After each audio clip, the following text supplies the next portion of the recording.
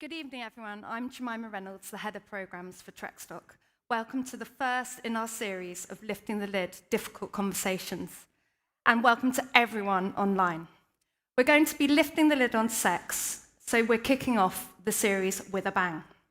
We know it's been a crazily difficult year for you all in so many ways, but we're so excited that we're back in real life and we get to see all your lovely faces again. If this is your first Trekstock event, welcome to a supportive, wonderful community who will cheer you on every step of the way. Trekstock is all about talking about the topics that matter to you and supporting you to get moving together. Sex and relationships is one of the top 5 support needs that people in the Trekstock community want support with. But so many of you tell us that it's not talked about enough and that you're too embarrassed or don't know how to bring it up with your teams. That's why we've brought together this amazing panel of experts, hosted by the sensational Lauren Mahon, to help us all get less pent up about sex, break down taboos, and get sex front and centre. Our host for this evening was diagnosed in her 30s with breast cancer, which she found during her me time. She has many accolades to her name. She's a Trekstock Young Adult Ambassador, a founder of Girl vs. Cancer, co-host of the award-winning podcast You, Me and the Big C. She's awarded the Stylist Remarkable Woman Award, and not to mention her Webby. So please put your hands together for the pocket rocket herself and fabulous friend of Trekstock, Lauren Mahon. Give me a cuddle. That was lovely. I love you. Thank you. Hello, everyone. She's back talking about vaginas and penises again. Yay! As Jemima said, it has been one hell of a year for us all. So I'm so excited we could all be back together here, sharing the space, both in real life and online. So hello, everybody online. It's nice to see you digitally. So first of all, let's just run through a few stats as to why it's so important to be talking about this subject matter. So 97% even of our community said their oncology teams didn't discuss how cancer could affect them emotionally when it came to sex. 93% said oncology teams didn't talk to them about how cancer could affect them physically when it came to sex. And 56% found the information they'd get from their oncology team on sex wasn't very helpful at all. And only 44% of people were comfortable talking about sex. Could I say sex any more times in that sentence? No, I couldn't. But that's what we're here to talk about. We're talking about sex. So this evening isn't about shaming our medical healthcare professionals. They all do a wonderful job. So can we please give it up for the HCPs? Woo-woo! But I want us to get right down to the nitty-gritty. Let's get down and dirty. Let's welcome our panel, the wonderful Sam, Kate and Brian. Whee! Hello, friends. Hello, hi. Come and get close. We all got the memo on the colour palette, didn't we? Didn't really think outside the box tonight, guys. It's not going to be a sombre affair. I feel like we should have dressed in the colours of all the sex toys. That would have been more interesting. So I'm going to do a little intro to you. I'm going to start with you, Sam, and then feel free to tell our audience about what you're here to talk about and what gets you going. So this is Sam Evans, former nurse. Sam is the sexual health pleasure expert and co-founder of Joe Divine, an online sex toy company doing bits for pleasure positive sex education. Hello, Sam. Hello. We love you. Hi, thank you so much for having me. It's absolutely brilliant. I've been talking about sex and cancer for quite a few years and not really getting anywhere. I talk to healthcare professionals too, some who are completely and utterly shocked that I'm actually slamming a little sex toy in their hand, and I'm talking about sexual lubricants. But basically, I run the company with my husband Paul. I've written hundreds of articles. We have a blog. I do Instagram videos. I advise people pretty much every day who've been through cancer, and I'm utterly appalled sometimes at the lack of advice to be given. I'm utterly thrilled when they've come to me through their pelvic health physio, their psychosexual therapist, their oncologist, their gynecologist. You know, I just think that is great. So many proactive healthcare professionals out there. But talking about sex and cancer is never part of training, is never part of my training, never part of medical training, and I'd love to get it on the curriculum. This is so important. So it is slowly changing. The last 2 years has been massive steps, actually. I'm working with a lot of proactive people. Even in the last week, I've done 4 things about sex and cancer with various people, and podcasts and videos and whatever. And that is really thrilling for me, because I think, great, we're slowly getting this conversation going, but it needs to be countrywide. We need it across the UK. We need it in every oncology department. We need it part of med school training, nursing training, gynae training, oncology training, menopause training, psychosexual therapy training. This is really, really important, because sex is meant to be, noisy, messy, embarrassing, consensual, pleasurable, and most of all fun. So that's my aim, basically. And obviously I've got lots of gadgets that actually can help sex be pleasurable for you too. So that's me. Woohoo! We love you, Sam. I think we're going to get some good stuff out of Sam tonight. Take notes, guys. Take notes. Next, we have the wonderful Brian Lobel. Hello, Brian. Hi, darling. Brian is a performer, teacher, and curator who regularly works with people living with and beyond cancer.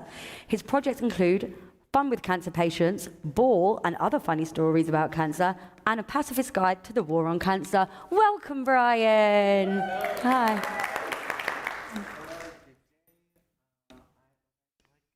I'm currently not a great public speaker at the moment, but my name is Brian. I have just celebrated 20 years. Oh, I'm so sorry. You've got good projection, though. I thought it was on. I was wondering why I sounded. Oh, hello. Is that better? Should I start over? And Brian Lobel. Hey! Great, it's a total do-over. My name is Brian. I'm the world's most... I said Lobel, like proper Cockney, Brian Lobel. Oh, it's no, Lobel. it's fine. I accept noted. anyway. Okay. Anyway, but I'm an artist. I make interactive performances, both on the subject of cancer and not, but primarily the last few years have been dedicated to finding new ways for people to have difficult conversations and thinking about that through art, which kind of lets people break all sorts of rules and, challenge kind of different norms of the way we generally do things. And you just say, oh, it's art. They go like, okay, fine, I'll just do it whatever crazy way that you think. And then it's much easier. And the new project that I'm working on is Sex with Cancer, which I create with my colleague Junlin Go. And we have been working to create the world's first sex toy shop and resource designed by, informed by, and run by people living with and beyond cancer. So I'm really happy to be here, especially because that launches next week, and I'll tell you more about it. Yay! But yeah, that's me. Yay! Welcome, Brian. And last, but by certainly no means least, is my wonderful friend, Kate Moyle. So I'm an accredited there's a lot of long words in here, so I'm going to take my time. An accredited psychosexual and relationship therapist and certified psychosexologist. Kate also hosts the incredible The Sexual Wellness Sessions podcast. Hello, darling. Hi. Woo, woo, woo. I'm so excited to be here. I talk about cancer a lot in my therapy room, but those are one-on-one, one-on-two conversations, and I have recently interviewed Brian about his amazing work and Sex with Cancer, and for me, it just needs to be talked about, because the fact that it isn't means that everybody feels like they're on their own, and they just aren't. So for me, a huge part of it is the mental health, sexual health side as well. Thank you. We're going to break down some of those barriers tonight. We're going to dig into each kind of little bit of the subject matter, whether it be mental health, physical, relationships, because there are so many facets to this. It's not one size fits all, pun intended. But you will have noticed that there's a chair empty tonight, and that's because I hope she's tuned in, the wonderful Sophie Brown. Hello, Sophie. We love you. Was due to join us today, but she's going through chemo for bowel cancer, but she wanted to be here to talk about sex and relationships. She is such an advocate for living with and living well with the stoma. So hopefully you'll get to see more of Sophie soon once she's feeling a bit better. So we love you, Soph. We love you loads, and we hope you're feeling okay. So, shall we start by defining sex? Because before we get into it all and what it means for us as the cancer community, sex and sexual pleasure doesn't just come from penetration, does it, Sam? No. Tell us a bit more. But it's sexual health, intimacy and pleasure, basically. That's what it is. But unfortunately, the focus is always it's very heteronormative on penetration, certainly within the healthcare community. But, I talk to people of different sexual orientations, and they're doing all sorts of things, whatever brings them sexual pleasure. And I think that is whatever works for you, whatever you find is intimate. What works for me might not work for you. What sex toy works for me might not work for you. What lube works for me might not work for you. It's actually finding out what works for you, what turns you on, what arouses you, what doesn't turn you on, things that you'd like to try, things that you've tried and they're really funny, and you're not going to try them again.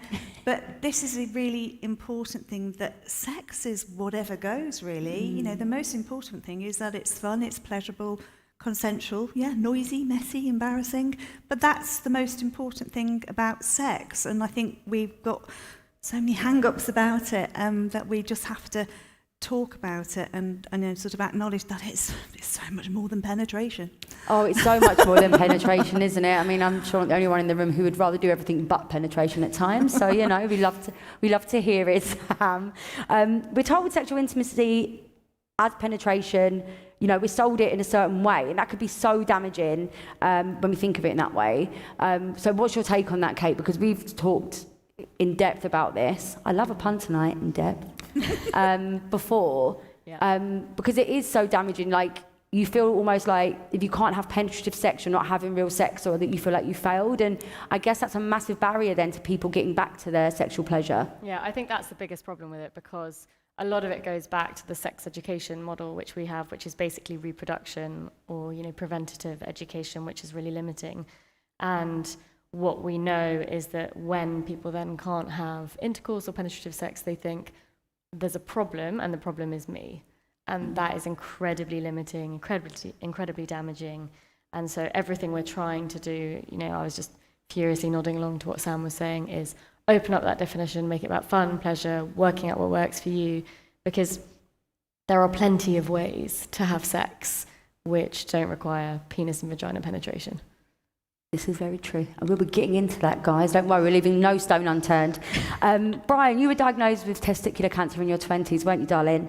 Mm-hmm. Which I'm sure put a spanner in the works of your sex life when you're in the prime of it. Can you tell us a little about that? Oh, so I came out as queer, and then about 3 weeks later had cancer in my genitals, which felt like a cosmic way of saying that maybe that wasn't the right choice. For me, of course, there was a lot of shame, and I think for a lot of people that are young, not even talking about the physiology of sex, or it's the change in movement. It was moving home with my parents. It was like no longer, just achieving independence and then having that taken away. That didn't feel terribly sexy, right? Because so much of sex is about confidence and ability to talk, and if I wasn't feeling good, you're losing weight, you're gaining weight, parts are working, parts are not working, can't sit up, all of that work. And at the time, so I just achieved, I'm now 20 years after I was diagnosed with cancer, and I turned 40 next on Friday. Happy birthday, Mia. I know.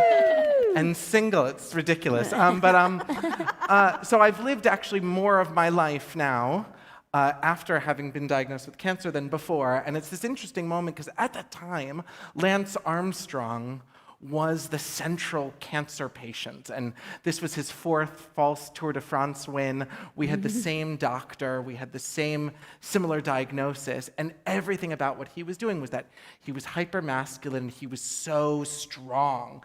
Everything was about strength. Everything was about fertility. Everything was about his baby and Sheryl Crow. And there was this strange thing. And of course, I don't think that the world is as extreme as that more. I think that there's more examples, more interesting, nuanced examples of cancer that are happening. But I really was so struck by that archetype of a man who cancer made him bigger, stronger, faster. And I looked at my body and I was like, that doesn't feel accurate to my understanding of life, nor to the people that are around me. We don't feel sexier, we feel scarred, and it takes a long time to get comfortable with that scar, and we feel like our body is fatter or skinnier than we want, and that takes time to adjust to.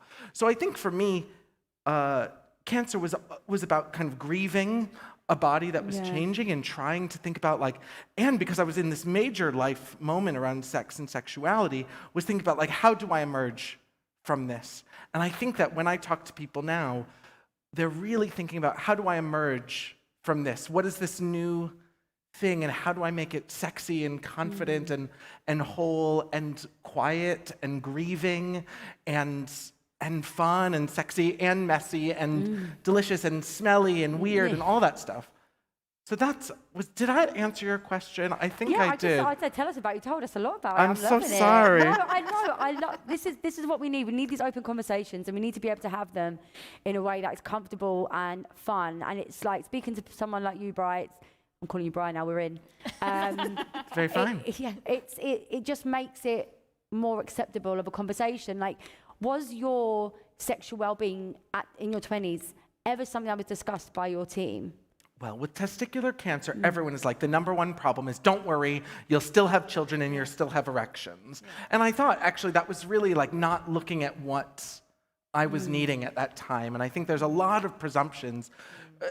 I hear this from women, that your hair, we're going to protect your hair, and that's the only thing that's important. There's like this weird assumption. And of course, we have to recognize that our health professionals are under tons of stress and tons of attacks on the NHS year after year by our government that have made everything have to happen quickly. And when everything has to happen quickly, everything happens in a very basic, unnuanced way, which is man cares about erection, cares about penetrative sex. And that's a much quicker conversation than saying, what's going on with you, Brian? Yeah. What are the central questions that you're thinking about?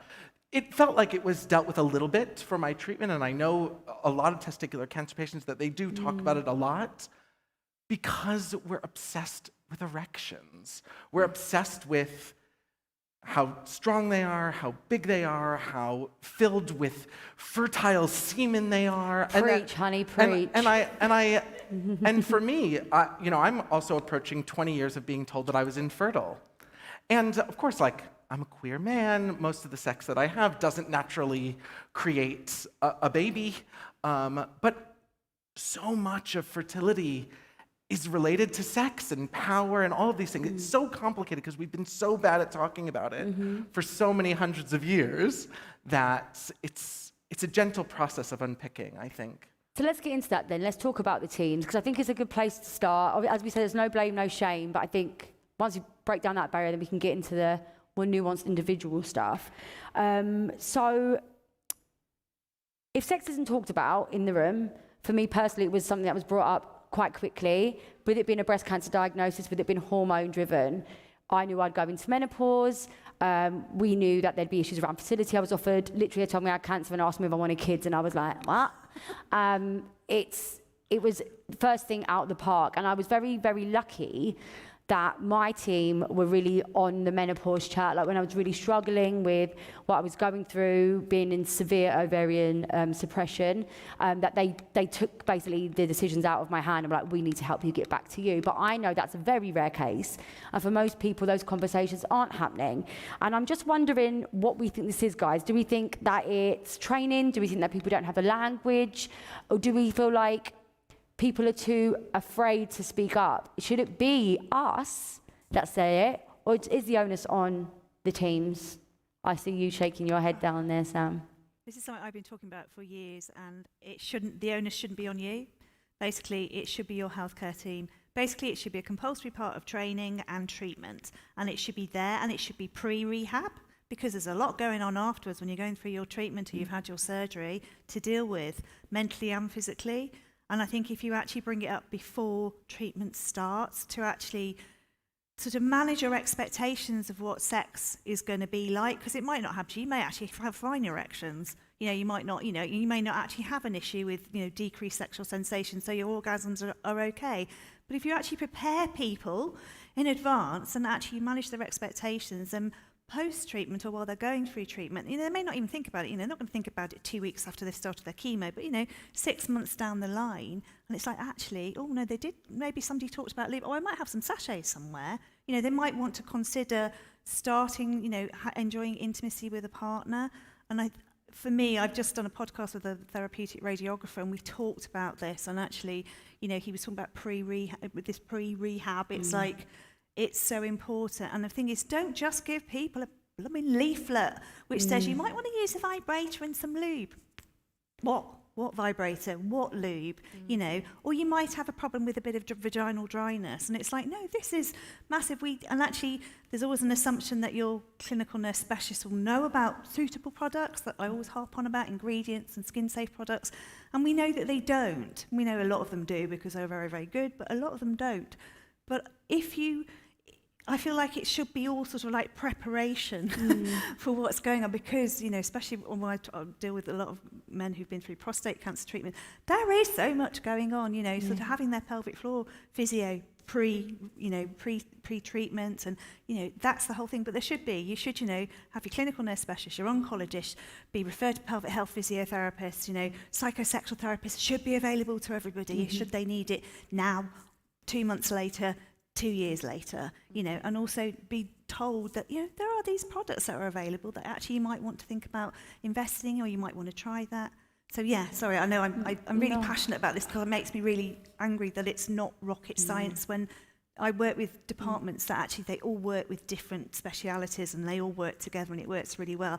Why can't this be replicated across the country? That's my view. I mean, I think it's as simple as a question. I think it's, creating a space where, a lot of people aren't like me and will sit in a room and talk about whatever, and I don't really have a filter, you may have noticed.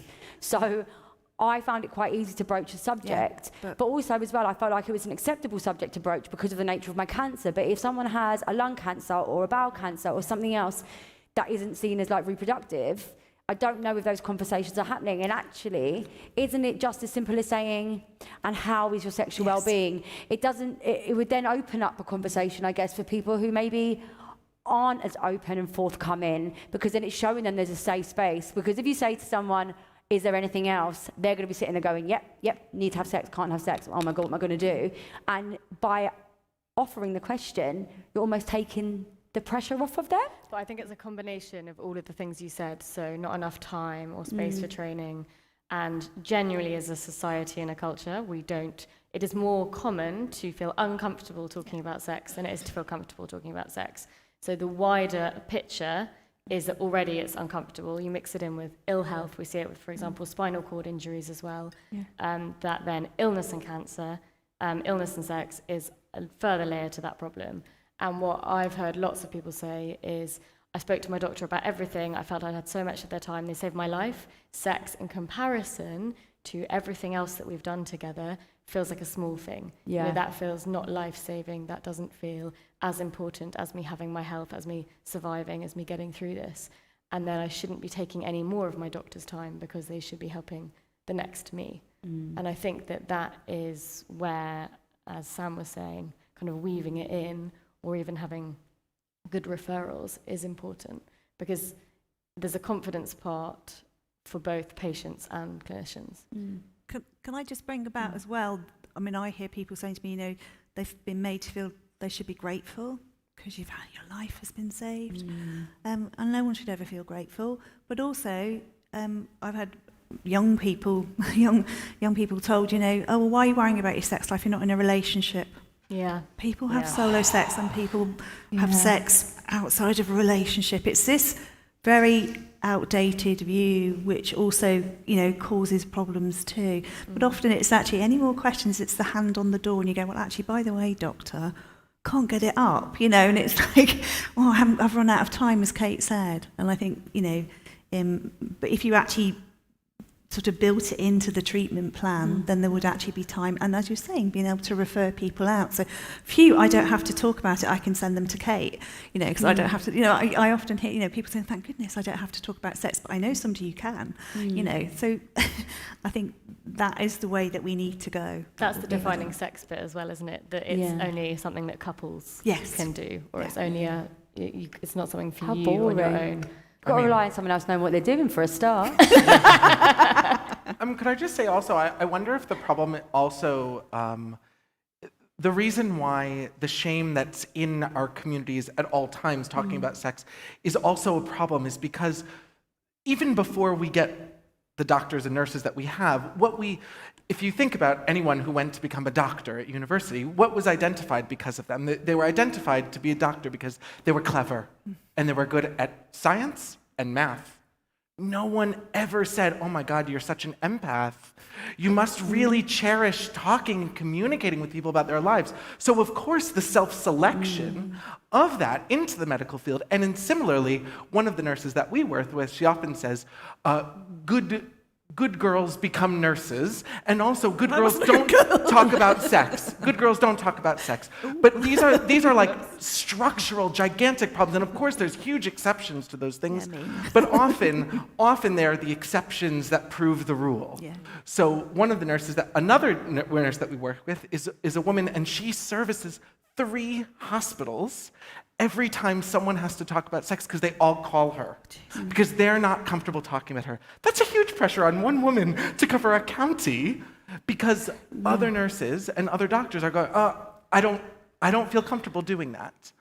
And that is much bigger than just the professionals themselves. It's this huge... Do you think there is some merit? Because like we said, we don't want to put onus on the patient, but I think it's also about giving the patient confidence. Yeah. It's like if I went in to see my doctor because there was something in my body that I was worried about, I know I would not leave until I got a referral. And I think maybe it's taken that same approach to what I'd call the lifestyle elements of a cancer diagnosis and the pressures, whether it be finances, mental health, sexual well-being, giving patients the confidence to say, actually, I'm gonna find some courage, and the first thing when I walk into that room is say, we need to talk about this. Do you think there's like some merit in that? Because we know that there's a system that needs fixing, but that's a bigger thing. So as a starting point, is it getting us to a place where we feel confident and treating ourselves with enough compassion to know it's okay that your life has been saved by your doctor, you can still want to have really great sex? 100%, yes. I think confidence is one of the best things we can teach people in terms of improving sexual wellness. It's not about what you're doing, it's about how you feel about your doing, how you feel about yourself. It's about feeling that you can and that you want to. Well, let's segue nicely then into our next barrier, which is mental. We've talked a lot. I keep saying me and Kate talked a lot. We've done something together before. We're not just sitting in the back room like me and Kate, just sitting there like 12 lushes, like, sexy times. Well, it kind of was like that, to be fair. But we've talked about the biggest sexual organ being your brain. How many times have we all been there trying so hard to be in the moment, and your brain's like, dinner, TV, or I don't like this, how do I tell them? It is such a powerful tool when it comes to sex.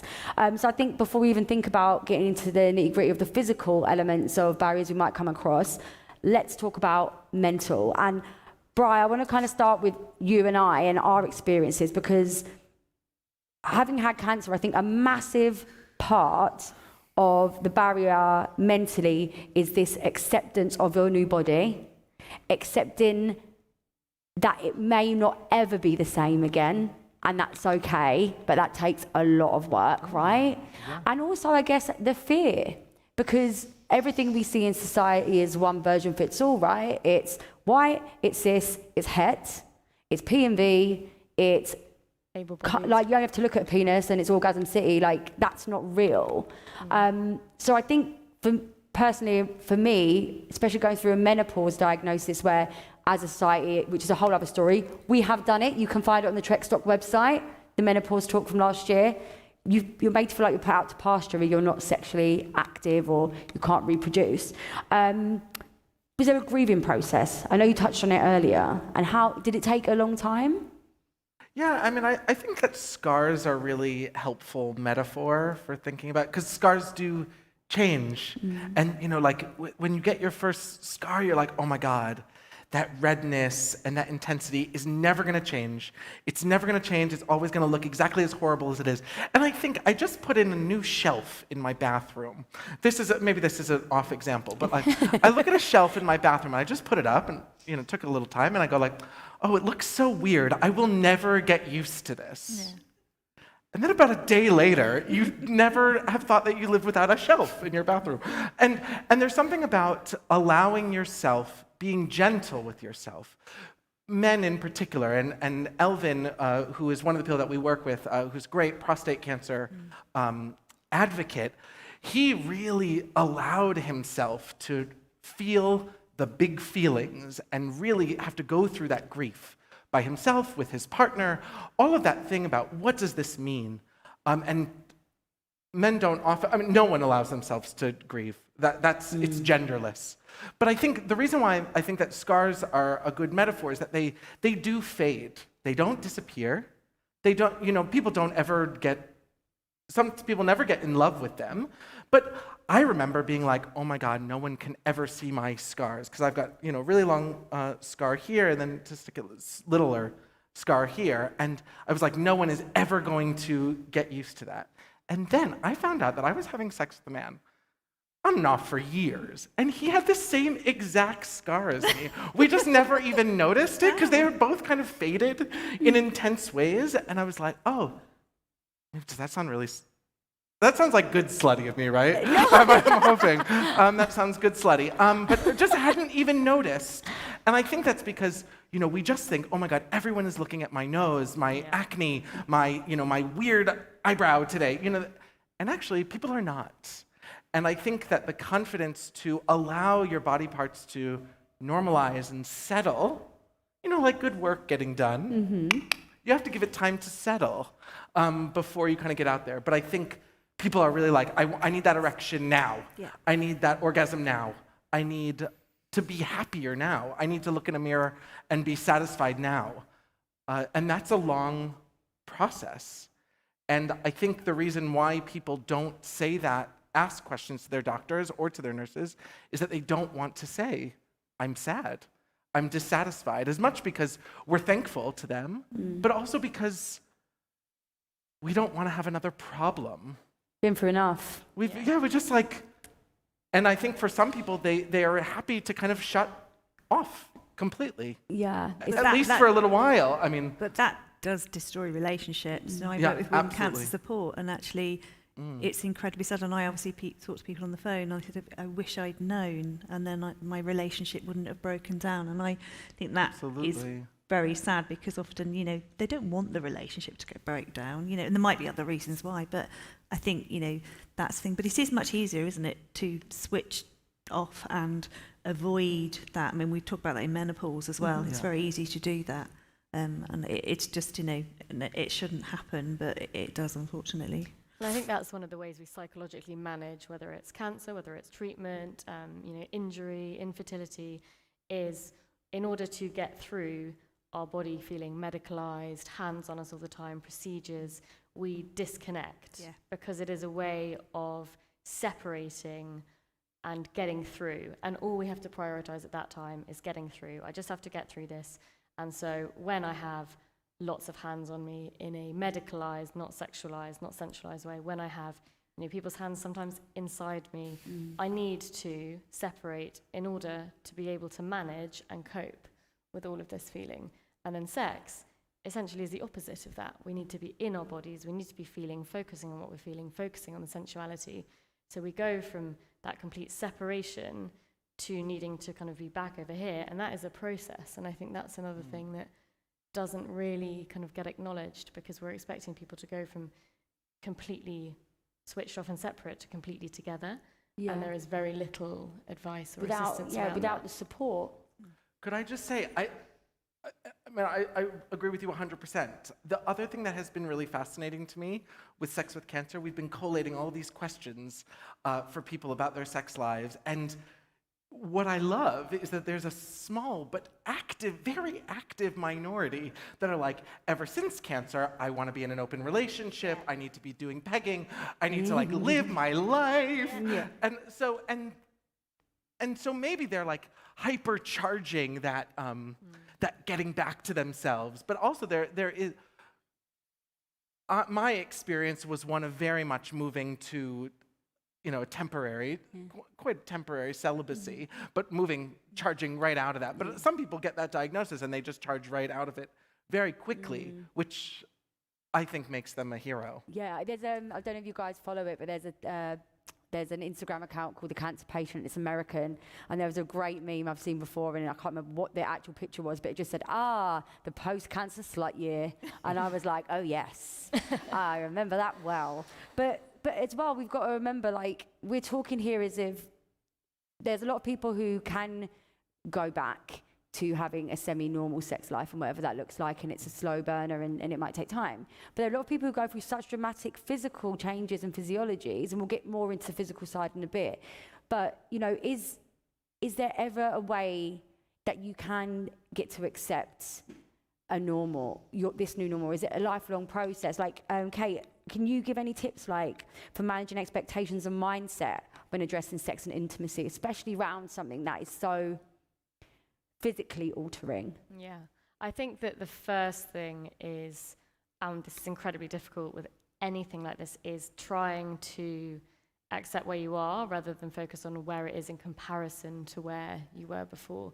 Because we know that gap that is created kind of is basically a bit of a kind of constant middle finger to your mental health. It's that, you know, why is it not how it used to be, or it will never be back to what it used to be? And what we don't know necessarily is that changes are permanent a lot of the time, but they might be, for example, for a while. And so one of the things that I talked about, and, you know, something you and I have talked about a lot, is getting to know your body again, almost as if you're starting again, because you might have different sensitivity, you might have different areas that feel like they are more sensitive, the areas of your body don't feel the same, that you are struggling with, for example, orgasm, that medical treatments have made you feel highly sensitive, or that your skin actually kind of feels painful where you touch it in certain areas where it didn't before. Things like, we know for women, vaginal lubrication, vaginal shortening if people have had surgeries. For men, you know, prostate, testicular cancer, it can change everything. So one of the biggest things for me is helping people to get to know their bodies again, not just sexually, but head to toe.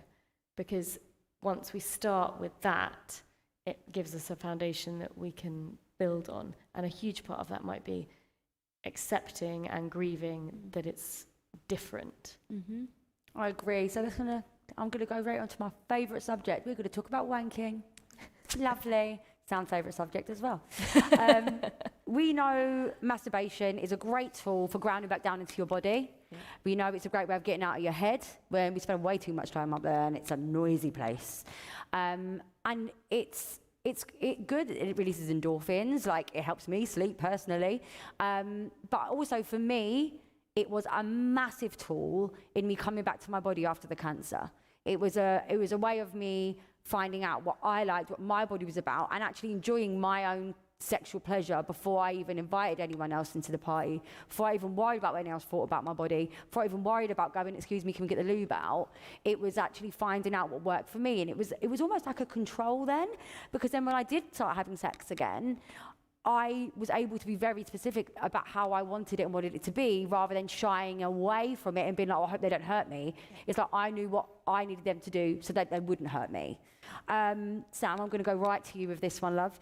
Can you tell us why it's so important, and give some top tips to someone who has maybe never masturbated, would be terrified of picking up a vibrator, and wouldn't know where to start? So you just talked about the benefits of it. I mean, basically, you know, you said the sleeping, it boosts your immunity. We need that at the moment. Basically, it alleviates pain. You know, it releases all those endorphins to boost your mood as well, basically. It gets you to know your body, as you say, the touch that you actually like as well. And that's really important before you actually talk to anybody else and say, would you like to touch me? You know, and for anybody with a penis, it's, you know, regular ejaculation reduces your risk of prostate cancer by about 22%. Really? So there should be, you know, wank more. Oh because my God, that's really important. It's good for your health. Not now. It's good for your health. It's good for your health. You heard it here first, guys. It could save your life. But it's some people have never looked at their vulva. You know, I always say to people, take a mirror and look at yourself. You know, this is something I tell everybody. And it's now taught in, you know, it's taught in schools as well. They do tell, you know, people to actually look at their vulva and actually see what you look like. Because we all look different. There's no perfect vulva out there, you know, and we don't need surgery. Speak for yourself, hon.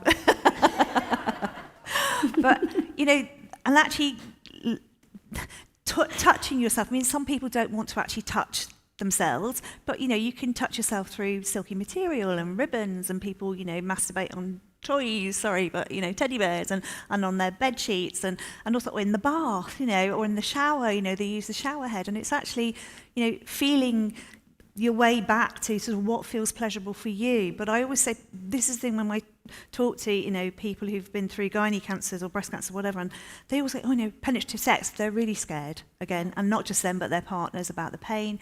But I go, well, why don't you just masturbate? Oh, I hadn't thought about that. It's like, it's always got to be all or nothing. And I think that is the really important thing we need to say, no, it's little tiny steps, so why don't you get yourself a nice lubricant? You can go off and enjoy yourself some me time. When you feel happy, you can talk to your partner and say, look, can we play together in this way? I'd like to use the lube on you, and then you can maybe introduce a little bullet vibrator into your, your relationship, something like this, gender neutral, used on nipples, penises, clitorises, up and down the shaft of the penis, onto the testicles. But it's non-threatening, and actually a lot of people, and I never even thought about doing that.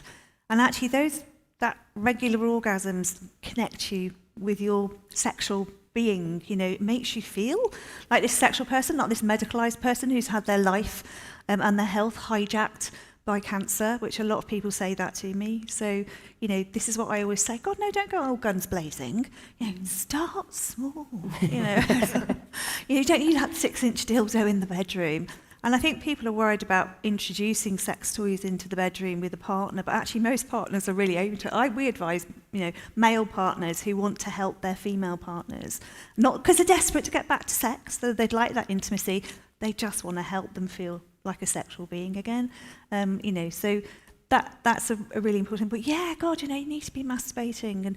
And even if your orgasm doesn't feel the same, because a lot of people feel that they've got decreased sexual sensation or they might be hypersensitive. Obviously sex toys aren't just vibrators, there's so many different sex toys, but it's finding what works for you. Air pulse toys and sonic wave toys, which we talk about, they've been a game changer, and certainly for people who've got a decreased sexual sensation. And, it's actually saying, these toys are a lot of gender neutral, you can use them with a partner. I think that's the thing, just the gentle masturbation, getting back to it, but get in the bath and just have a bit of a relaxing time under the bubbles. When I saw, in my menopause, there was a psychosexual therapist at my hospital, and the words she actually used were fake it till you make it, because a lot of us, I'm sure, really, really struggled with libido, especially, like, I know from ovarian suppression, like, there was something that I could rather do less at one point, believe it or not, than actually try and have an orgasm. But actually, the more I flexed that muscle, the more I gave myself that space every day or every other day, and I just like, right, well, I'm just going to see if this does anything.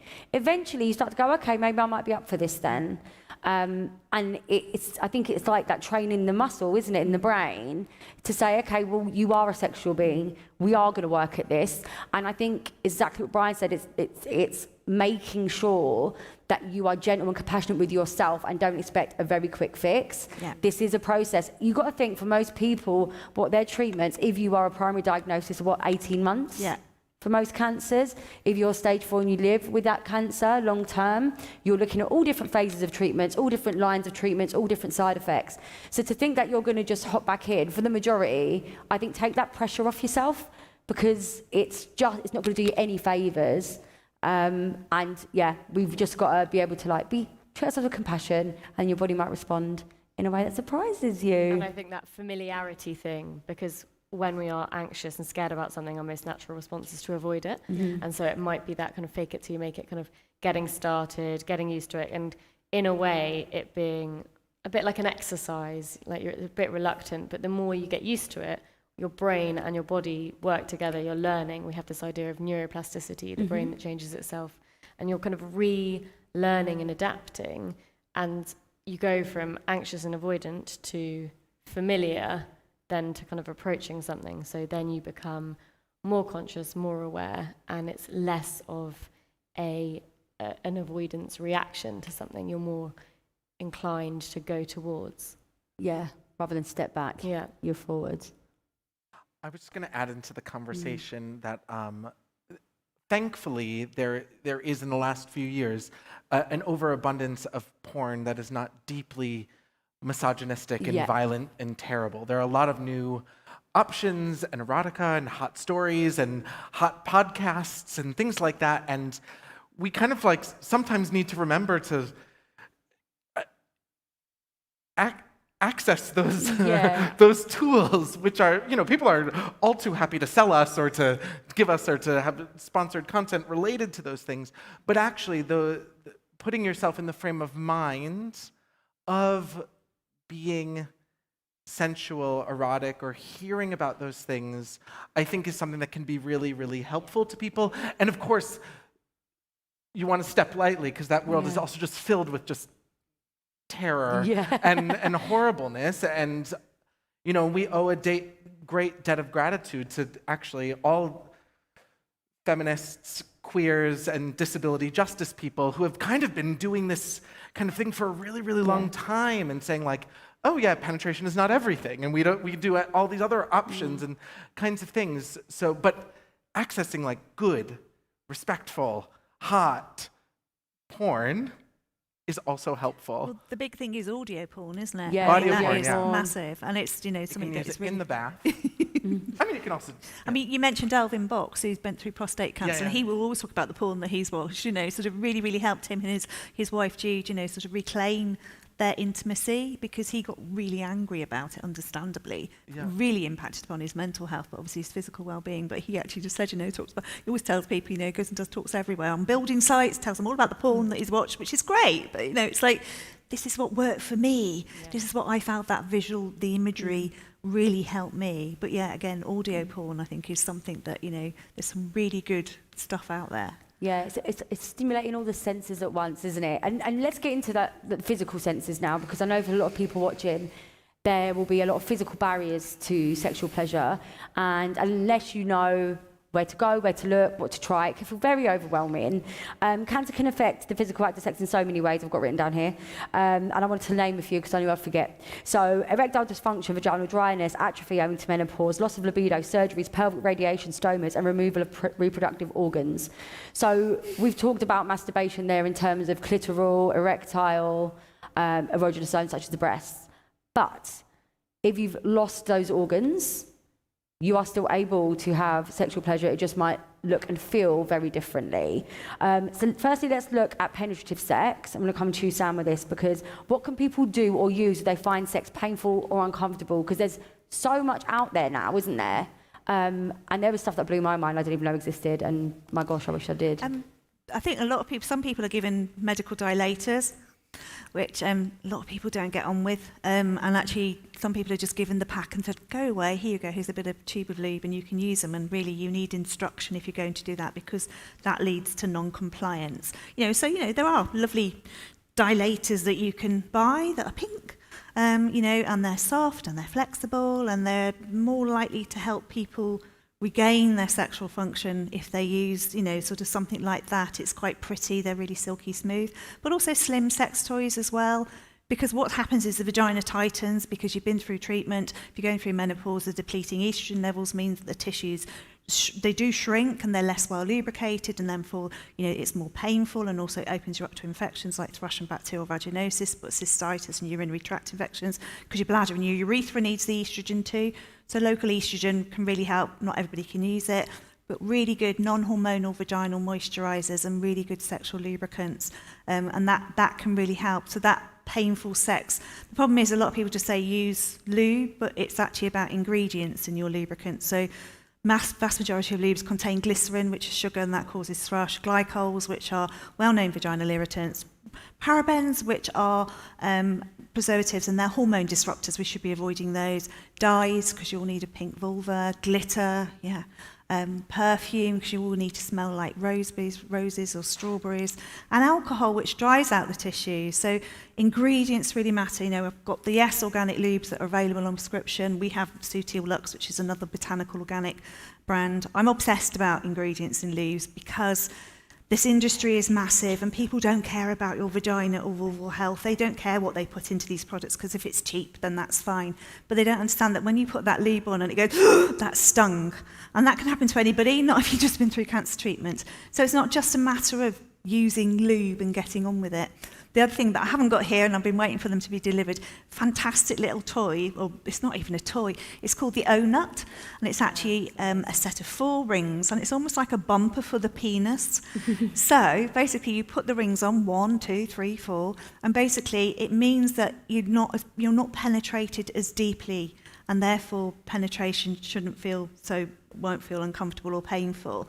And also, partners with a penis often feel worried that they're going to hurt you. So again, it's a great tool for them as well. It doesn't interfere with sex. It's literally like a bumper.